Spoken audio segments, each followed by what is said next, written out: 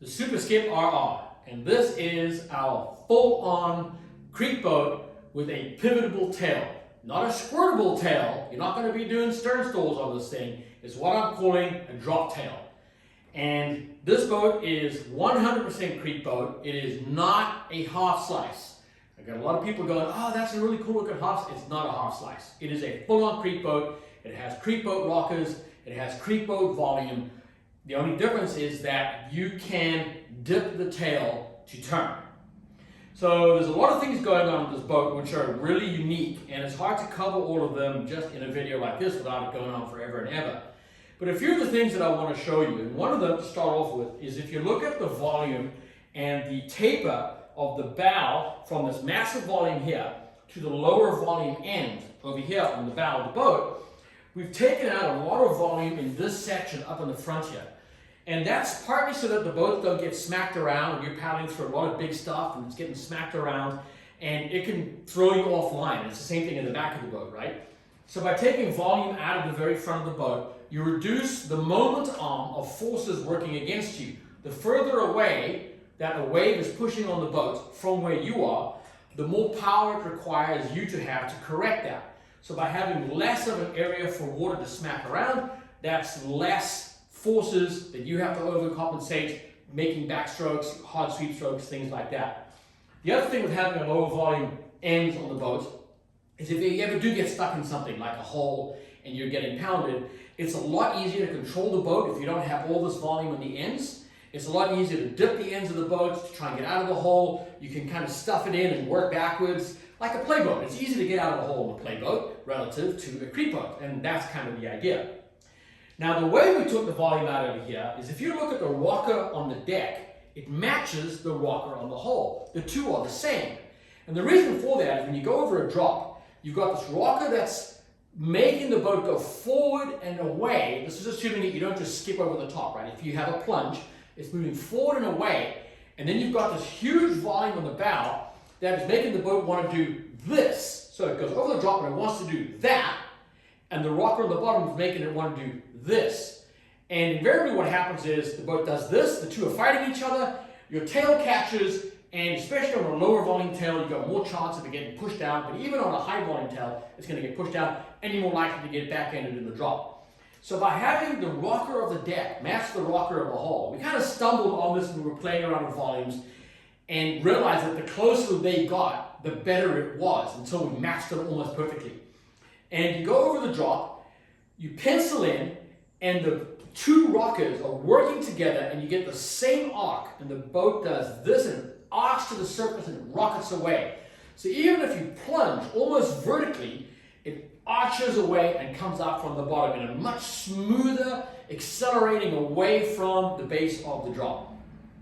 Obviously, there's stuff going on in the hull that's helping this as well, but I'll circle back to that, right? And another important thing on this boat is this double planing surface area. Now we first started working on the SuperSkip 3 years ago, and we had this double planing surface area with the pivot point right, like literally right behind your back, right? And the idea is that you have this planing surface that you can scoot along on, and you have this planing surface that you can scoot along on. And because this is flat, it doesn't do that, right? So if you go over a drop and you get your weight back and you get on that back planing surface, it's not this continued movement like this. It does this and it sits on the back planing surface and it just moves forward away from the drop. And your bow is super dry, right? So especially if you've got multiple drops where you're like bam, bam, bam, and you're on this planing surface in the back of the boat. The other thing that this does is it allows you to be on the flat section of the boat over here, and it allows you to drop onto the tail without sinking the tail and pivot it around, because now your boat's only this long, right? So you go boop and you just whip it around super fast on the secondary planing surface. So we call this dip tail, right? Because you can dip it down without squirting it. Even on the SuperSkip, which is a high volume tail, this works really well. And obviously on the RR, it works even better, because if you do get some water washing over the deck over here, it's just a lot more efficient at just coming around anyway. If you have just a little wash going over the deck, you don't have that volume fighting against you. I like the smaller tail on a boat. And not because it's necessarily easier than the SuperSkip, which is a high volume tail, but because I paddle half slices and semi-slices all the time. This is what I spend 90% of my time paddling. And I'm not the paddler that I used to be, right? Where I could just go from boat to boat to boat to boat to boat, and it was no big deal, right? I could just switch out and it was instantaneous and I was on it, right? It takes me a day now to get used to a different way of paddling a boat. So when I get into a boat that's got a high volume tail, and I go to make a turn, and I have the habit of just instinctively dropping my outer edge turn, and it catches and it does this to me, right? So I have to weigh up my pros and cons. And the con of a small tail like this is if you go into something with no speed, if you're just drifting and you drop into something and you hit it and you stall, even if the bow's up, you've got no forward speed, the tail is more likely to catch, stand you up, right? But for me, that is a compromise that I'm willing to accept in order for everywhere else on the river to have a boat that's familiar to me, that I can turn it and move it around like my semi-slice, like my half slice. It's not something different that I'm having to adapt to. Now, of course, if I'm going to go run something really gnarly, really scary, that's like way over, my comfort level, if you like, then I might go and spend a day or so in the SuperSkip with a high volume tail, just get accustomed to that high volume tail, and then I'm good to go. And then I've got the perfect boat, because then if you're dropping into stuff at no speed, you don't have this catchy tail, and especially if you're going to be doing any kind of gear carrying, any kind of overnighting or gear carrying where you need that volume in the back of the boat. Then I'm going to paddle the SuperSkipper.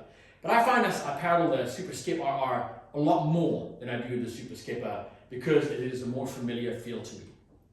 All right, so quickly on the deck over here, two things. First of all, these handles over here, centered. I prefer a centered handle versus the two on the side.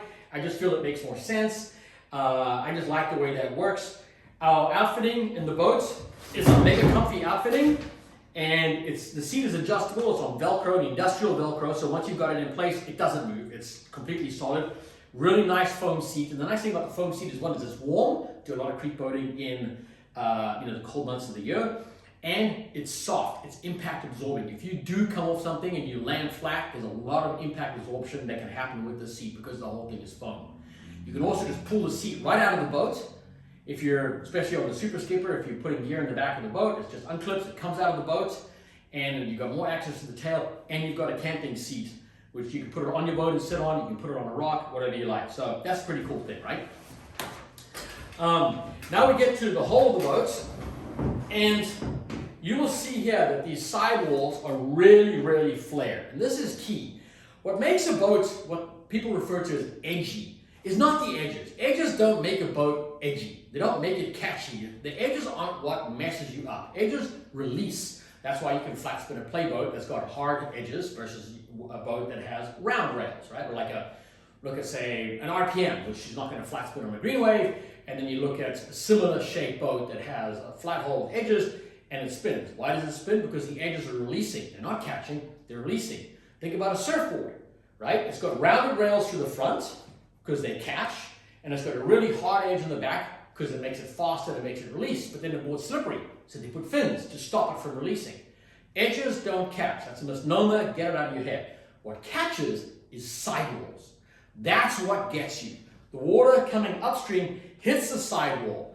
The more vertical the sidewall, the bigger the sidewall, the more likely that the water's going to hit that, and it's going to do this, and that's what's going to flip you. It's not the edge, it's the sidewall. So by having all this flare all the way down, any water hitting the side of the boat wants to roll under the boat, right? And that makes it really forgiving. But then this flat hull with these hard edges, and it's also the shape of the cross sections, it's combined with the shape of the rocker, it's all this stuff working together. It's no one thing. Is what makes this boat skip like no other boat you've ever been in. And I kid you not. When you go over a drop and you hit the base and you feel this thing just go like that, it's going to be like a whack moment. It's unbelievable. So it's a lot of things that are doing that. It's a combination of the rocker, it's a combination of the rail shapes and things like that. And that's what makes this boat forgiving. Going back to the sidewall, the other reason why you have like this double edge, right, that you see in on play boats, you see it here, for this raised edge. On a creek boat, partly is because if you're sliding down stuff sideways, the higher this is, the less likely it's going to hit a rock.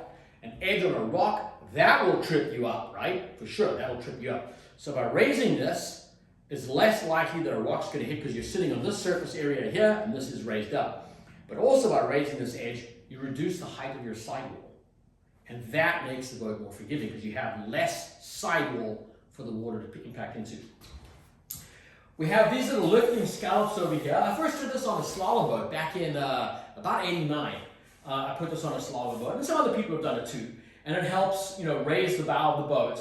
I don't carry them very far back because it only really works in the part of the boat that's sticking up, and it works in combination with this pocket down here. And I got that idea from longboards, nose riders, right? So guys on nose riders can run all the way up to the nose of the boat. It's got this concave, and that concave helps keep the bow or the nose of the board up so you can stand on it on a wave. There's other things going on too, of course, but it gives us lift, right? And it's the same concept. You go over a drop, and if your nose does want to penetrate, this pocket over here, which is cavitating because of the little dimples we have, combined with these, combined with the rocker, all together makes the boat just go poof, like that. And then you're on this dip tail flat section, and the boat just screams across the water super fast on that planing, this flat planing surface that you have back here. All right. So that is the boat overall. This is the SuperSkip RR. It's very similar. The SuperSkip RR and the SuperSkipper are extremely similar. We're talking about millimeters here and there of differences in the shape of the boat just to optimize the feeling that you get out of the tail of the boat. This is my go-to, the SuperSkip RR. This is my go-to easy to mid-class 5 boat. It's what I like to paddle, it's what I know, but I'll come right out and say it. When stuff gets real and I'm sketched and I'm puckered, I definitely go for the SuperSkipper. There's nothing like having all that volume there. Even if on the SuperSkipper it is cut down to the tail right over here, right? So you can still dip the tail a little bit and you still got control. If you get in a hole, you can maneuver the boat a little bit easier. It's got a lot more volume packed in this area over here. I hope that answers a lot of the questions that people have on the boat. Oh, there's one more thing. Why do I put the drain plug in the nose of the boat? Well, there's a number of reasons. One, when you're carrying the boat, it's more natural to have it draining out of the front than have it like this draining out of the back because your arm's inside and it tends to sit on your shoulder like this, right? But you can also see it. And that is key. You can see that you forgot to put the drain plug in. You forget to put your drain plug in, you get in the boat, your skirt's on, you drop in the water, and you go down something and you're like, my boat's filling up with water, what's going on? And drain plug. And you can see that, you can ask a buddy, come do it, or you can get back out of your boat, whatever it is that you need to do. And the other thing, if you have the drain plug on the back of the boat, especially on a boat that has a lower volume tail, the drain plug is going to be in the water a lot more. And I don't care how dry the drain plug is, the boat always has a little bit of movement and it's working like a pump. And if the drain plug is under the water and this boat's working like a pump, it's sucking water into the boat. I don't care how tight you make it, water is coming into your boat through the drain plug. I guarantee it. By putting it up in the driest part of the boat, dealt with the problem. So, I'm trying to think if there's anything else. Oh yeah, another little thing. So we've widened the hip area on the boat by about 5 millimeters aside. So you got a little bit more hip space this way. And we've given a little bit more aggressive curve to the thigh brace. So that it's a little bit more aggressive on your legs, holding you down a little bit more. And in compensating for that, we've made this area here a little bit more comfortable as well for the knees. So the knees sit up in here more comfortably and they've got more grip in the thigh brace over there. And I would say that in a nutshell, that's a nutshell.